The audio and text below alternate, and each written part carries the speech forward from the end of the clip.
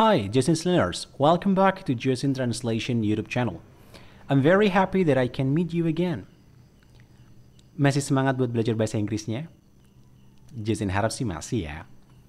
Oke, kita hari ini, di video kali ini, belajar bahasa Inggris untuk level intermediate lagi. Kita akan explore lebih banyak ekspresi bahasa Inggris dan kita coba cari tahu padanannya dalam bahasa Indonesia, yang mana pastinya ini akan membantu kalian banget untuk memahami bahasa Inggris.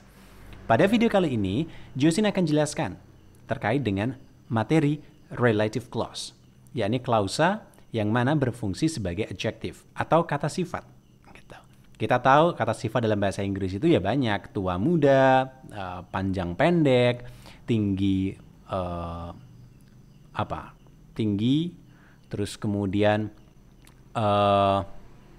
pintar, rajin, semua itu adalah kata sifat. Semua itu adalah kata sifat. Nah, dari kata-kata itu kita bisa ubah dengan menggunakan klausa yang biasanya kita awali dengan yang, gitu. Mobil yang diparkir di sana, nah yang diparkir di sana itu adalah kata sifat. Itu adalah relative clause. Dan pada video kali ini, relative clause yang kita bahas bersama-sama, yakni bentuknya adalah verb ing dan verb 3. Seperti apa? Langsung aja. Let's get started. Jadi, verb ing dan juga verb ed atau verb 3 clause, kita harus tahu terlebih dahulu guys, bahwa salah satu jenis dari kata sifat itu menjelaskan kata bendanya. Dan terkadang, kata sifat itu sendiri bukan murni kata sifat. Contohnya, kalau kita bilang tua, itu adalah kata sifat asli. Tetapi ada kata sifat yang memang dibentuk dari kata kerja. Misalnya, buku ini menarik. Nah, menarik. Dari bentuknya, menarik itu kata kerja. Tapi fungsinya sebagai kata sifat. Itu yang disebut sebagai participle. Kemudian, saya tertarik. Saya tertarik. Kata tertarik di sini bukan artinya kita ditarik-tarik, enggak, tetapi kita merasa tertarik seperti itu. Nah, tertarik di sini adalah kata sifat. Dua contoh kata sifat ini yang akan kita jelaskan ketika mereka berlaku di dalam adjective clause, gitu. Oke? Jadi participle ya kita sebutnya. Josin akan berikan ilustrasinya di awal dengan bahasa Indonesia, tentu saja untuk membuatnya lebih mudah. Di sini perhatikan, contohnya adalah, apakah kamu pernah bertemu dengan seorang lelaki yang suka membuatmu tertawa? Apakah kamu pernah bertemu dengan seorang lelaki yang suka membuatmu tertawa? Contoh yang kedua, nenek yang terdorong-dorong di dalam antrian kelihatan sangat jengkel. Perhatikan pada kalimat yang dipertebal. Seorang lelaki yang suka membuatmu tertawa. Kata yang suka membuatmu tertawa itu adalah relative clause. Nenek yang terdorong-dorong di dalam antrian, dari kata yang terdorong-dorong di dalam antrian itu adalah relative clause. Dua-duanya menjelaskan seorang lelaki dan nenek itu. Oke ya. Catatannya, pada kalimat pertama, klausa yang suka membuatmu tertawa mencoba menjelaskan kenampakan dari kata benda di depannya, yakni si lelaki. Dengan kata lain, menyifati lelaki tersebut. Begitu juga dengan kalimat kedua, klausa terdorong-dorong dalam antrian mencoba untuk memberikan keterangan sifat pada kata bendanya, yakni si nenek. Di dalam bahasa Inggris, kata membuatmu memiliki makna aktif, sehingga kita sebut sebagai present participle, kayak menarik gitu. Maka kita tulis verb ing. Dan kata terdorong-dorong ini bermakna pasif, sehingga kita sebut sebagai past participle atau verb 3. Oke? Jadi kata sifat itu ada dua. Satu, menarik, kita gunakan verb ing. Tertarik, kita gunakan verb 3. Sekarang kita akan coba untuk membuatnya dalam bahasa Inggris, menerjemahkan keduanya. Apakah kamu pernah bertemu dengan seorang lelaki yang suka membuatmu tertawa? Kita artikan, have you ever met a man cracking you up? Nah, kata cracking itu membuatmu tertawa terpingkal-pingkal. Have you ever met a man cracking you up? Apakah kamu pernah bertemu dengan seorang laki-laki yang suka membuatmu tertawa?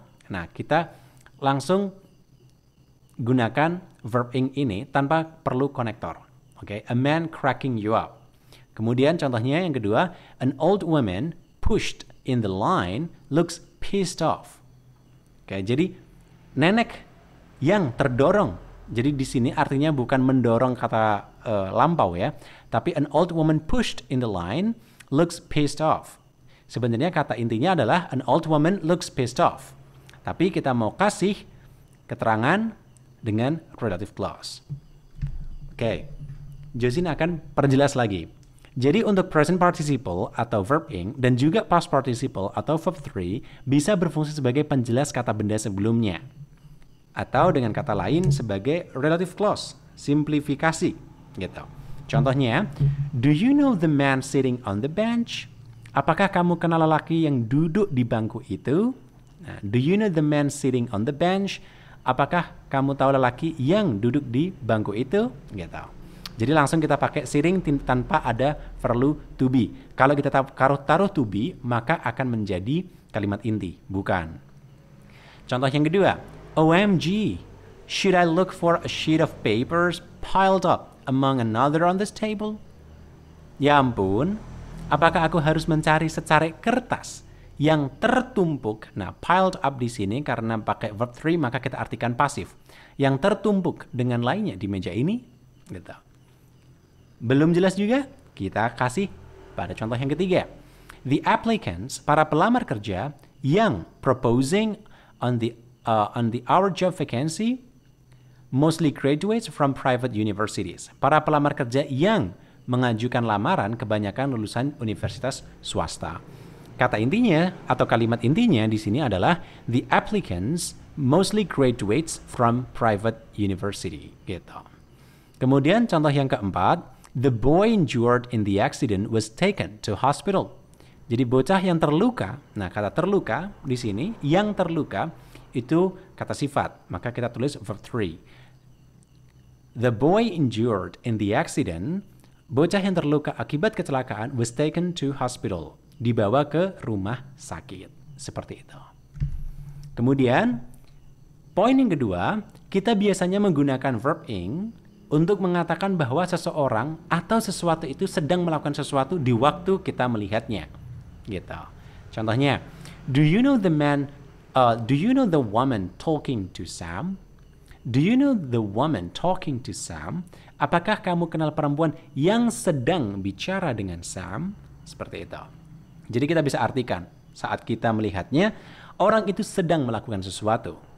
Contoh yang kedua, police investigating the crime are looking for four suspects.